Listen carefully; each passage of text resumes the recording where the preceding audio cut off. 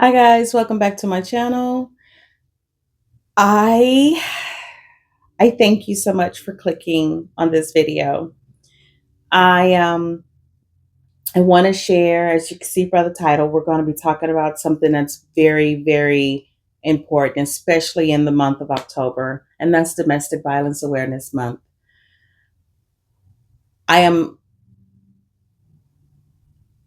a survivor of domestic violence. I was in a relationship for 4.5 years, and I'm here. I'm here today by the grace of God, and I'm so thankful. So, if you or know someone, if you or you know someone who's been a victim of domestic violence, in the comments, could you please insert a purple heart, because some of us survived and so many didn't. And the purple hearts is in honor of them.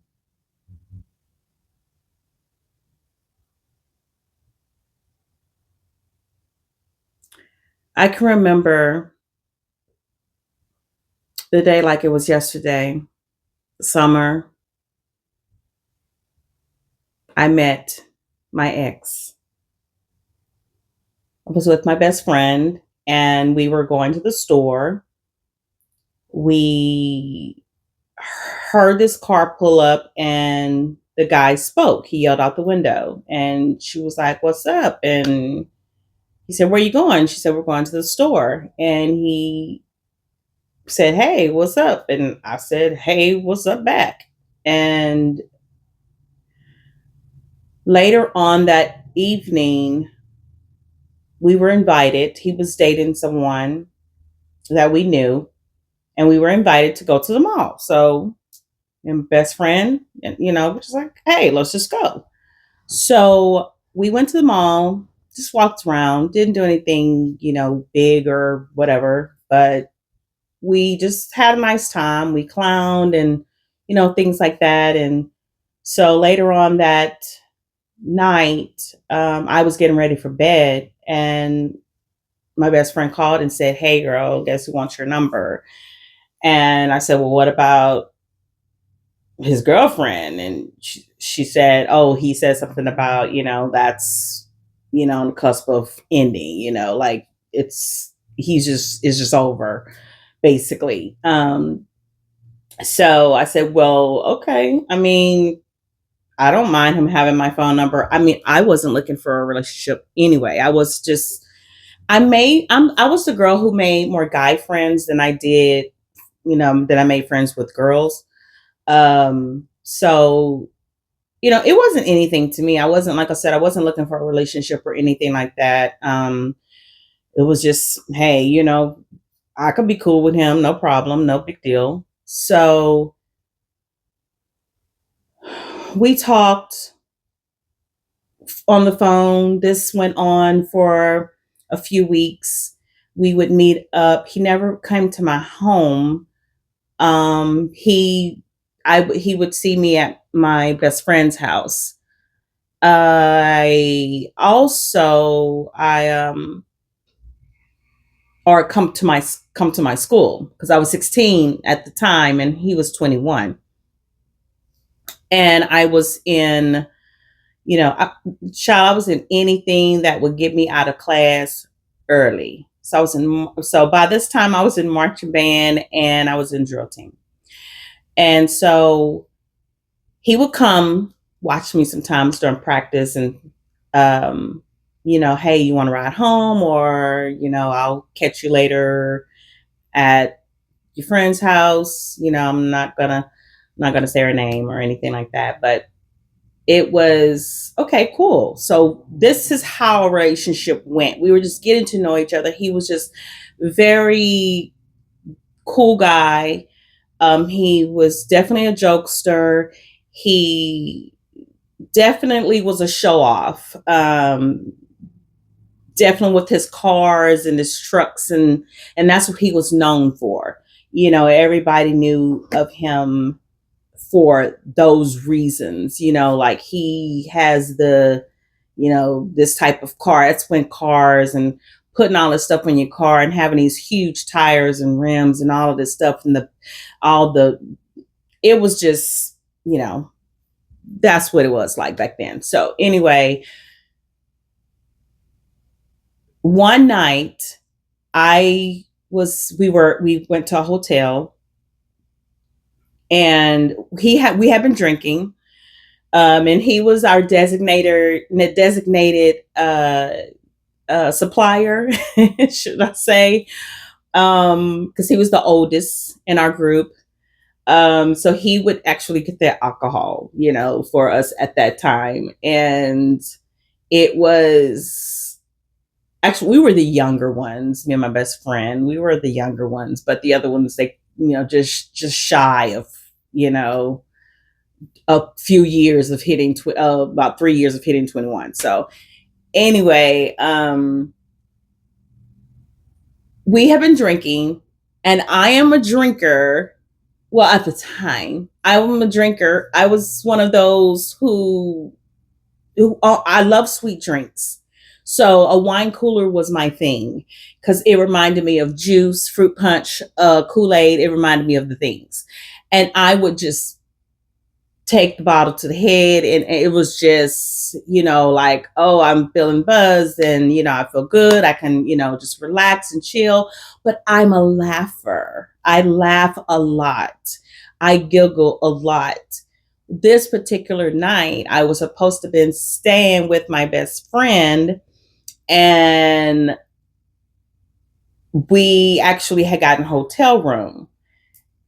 And, you know, we were in the room just, you know, clowning or whatever. Well, it kind of took a serious turn for a sec.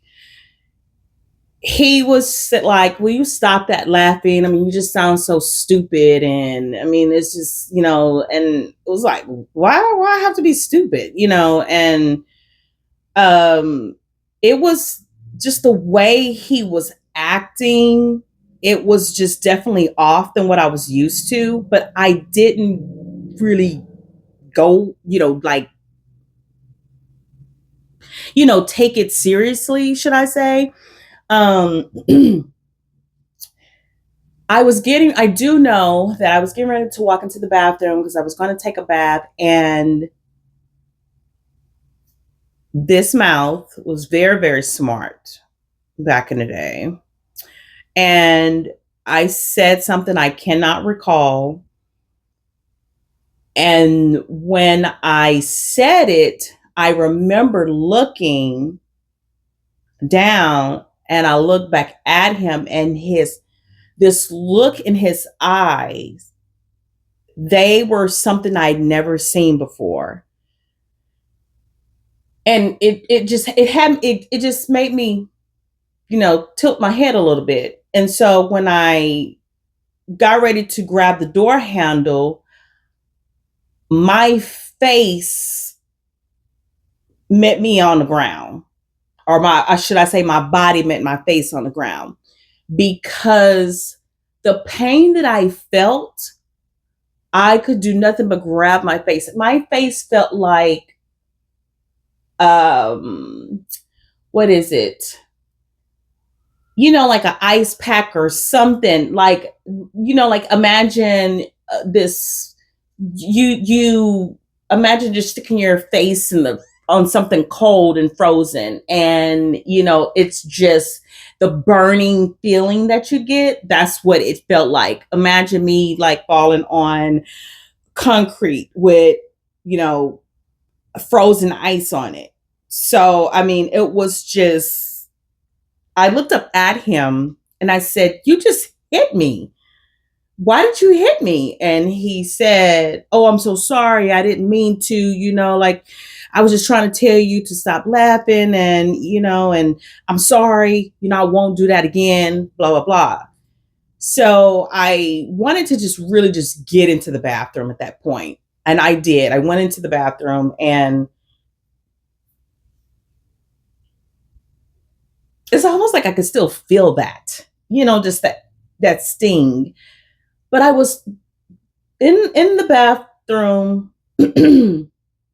like, did he really hit me? Was it an accident?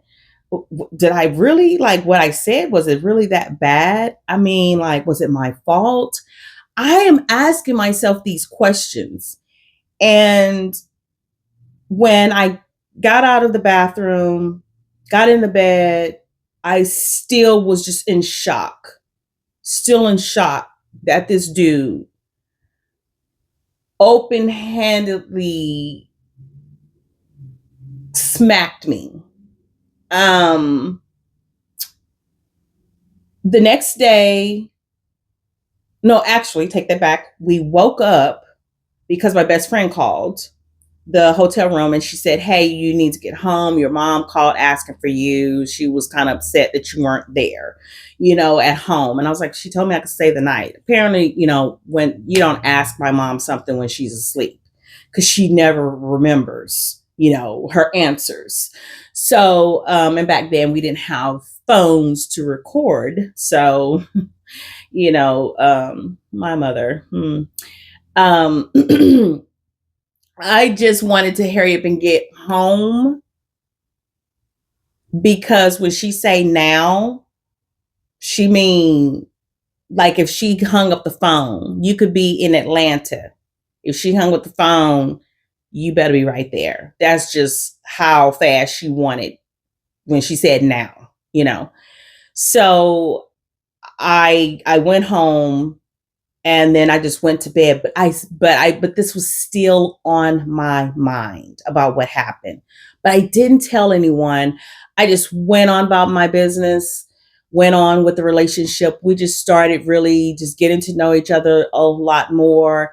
And this time he had really started like pushing on me, hitting me, punching me, but it was always in areas that was covered up with clothing until it wasn't. I started by this time, it started to, the temperature was in the 80s, almost 90s, and I'm wearing turtlenecks to school because I didn't want I didn't want the bruises on my wrist to show, or I had a herringbone necklace, and he grabbed me one day, and when he grabbed me, then it just cut at my neck. So I literally had this ring around my neck. And then where his handprints were from choking me, you could see that as well. I bruise easily, so it'll pop up because of my skin complexion. I did not want anyone to see me, but people at school who really knew me knew something was going on, especially my best friend. Um, my mom, I was trying to hide this from her. She started to suspect things. I remember one day, you guys, I was rushing out of the bathroom, out of the bathtub, picking up my stuff while I did not have my top on for my pajamas. I just heard the door open and I stood up and I turned around and was like, and my mom looked at my neck and she said, what happened to your neck? And I said, "Oh, my chain got a hold, of the locker, and, it snatched and I was closing it and it just scratched me." And she's like, "What's the other bruises?" And I said, I was just holding. When I tell you guys, I was coming up, stuff was just coming to my mind just like that to cover up for him. I was such a quick liar and on the point liar. Like I was even believing myself. Like, did that really happen? Like almost like I believe my own lies. And I'm the one who this was happening to. So it was it was just a continuation of things. I remember when I wasn't feeling well, and one day he brought me to the emergency room and found out we were pregnant. Oh gosh, what a that was not a good that was not good at all. When I got home, I called to let my mother know because she was at work. She worked at a hospital at that time. I called to let her know, and she was like, "Absolutely not! You're not going to have this baby." But I wasn't going to have an abortion. I was not going to do that, and so, needless to say,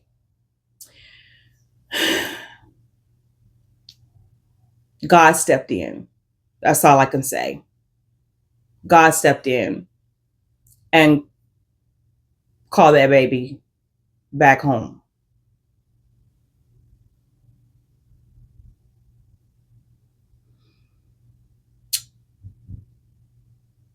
It was hard because the just everything just happened so fast, and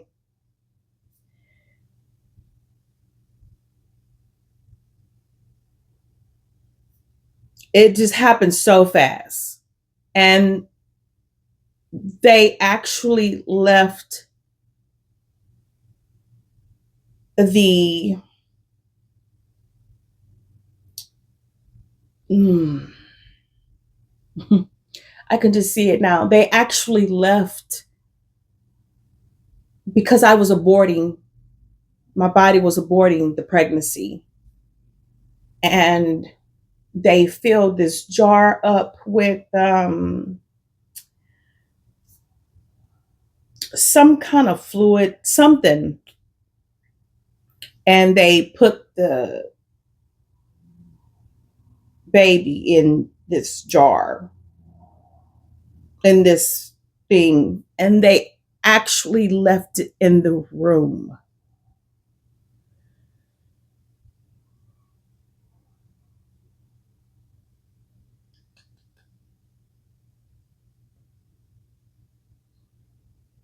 That was hard. That was hard. That was so hard.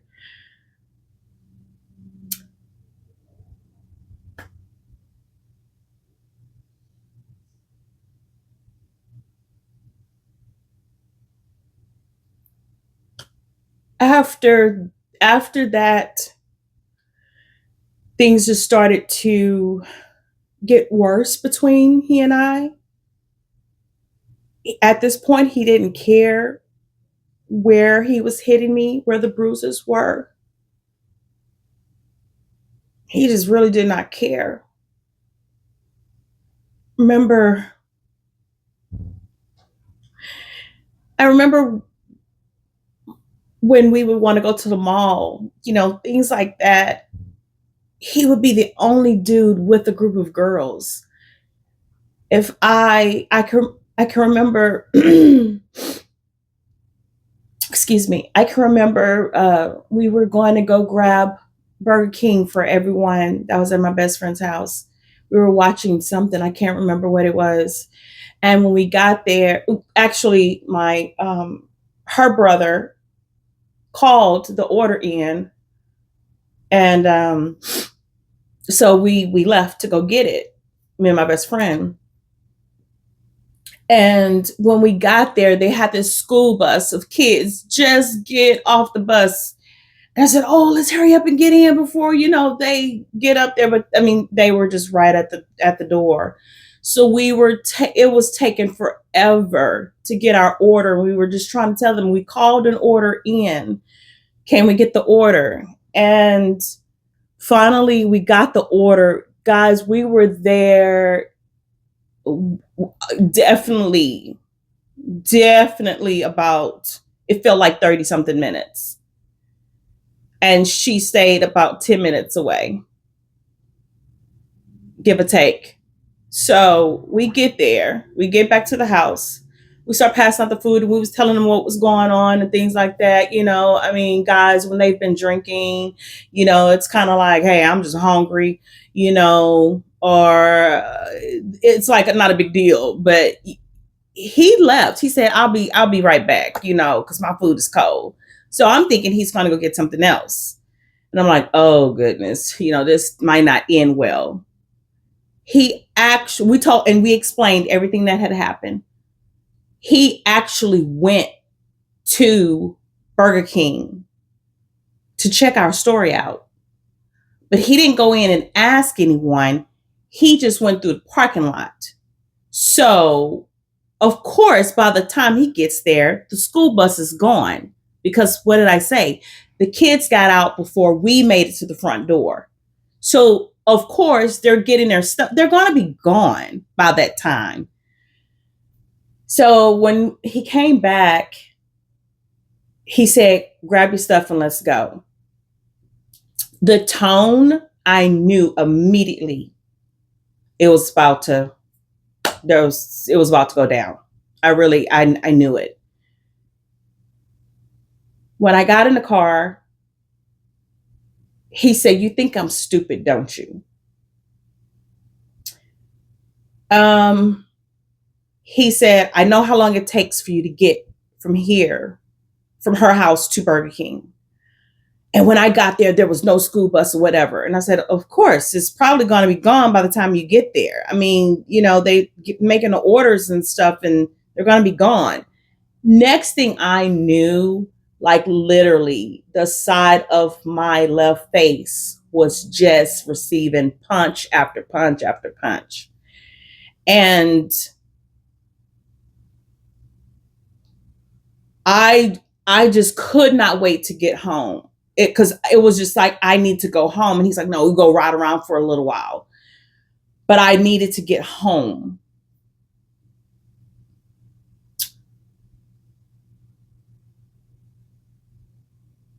When I went home, when he finally brought me home,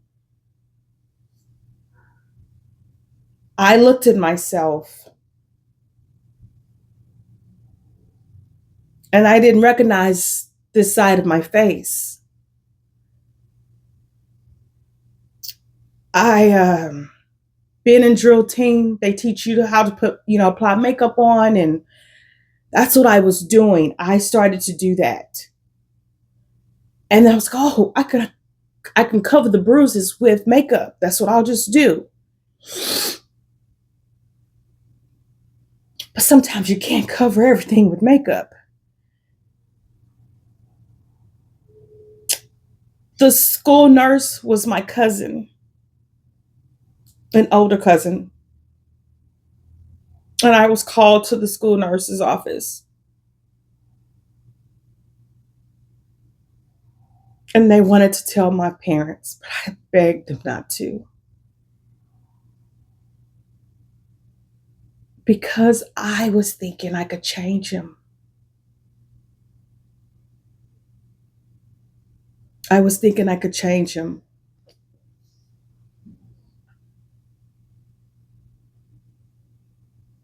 The beating got worse and worse and worse. It was almost like an everyday chore he had to complete.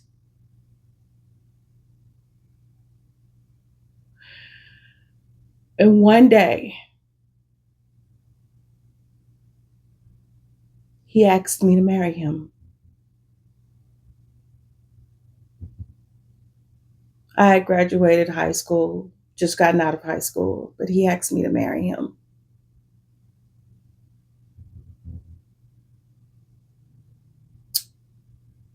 And I said yes.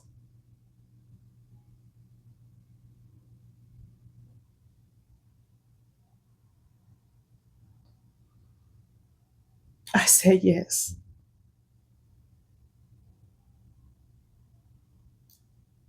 Because in my mind,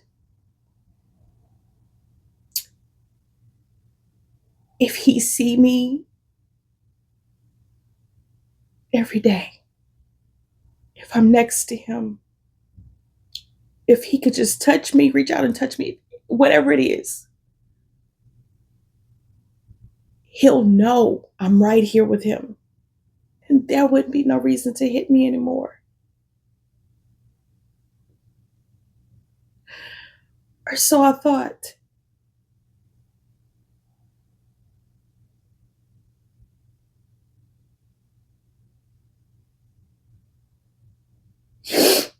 We got married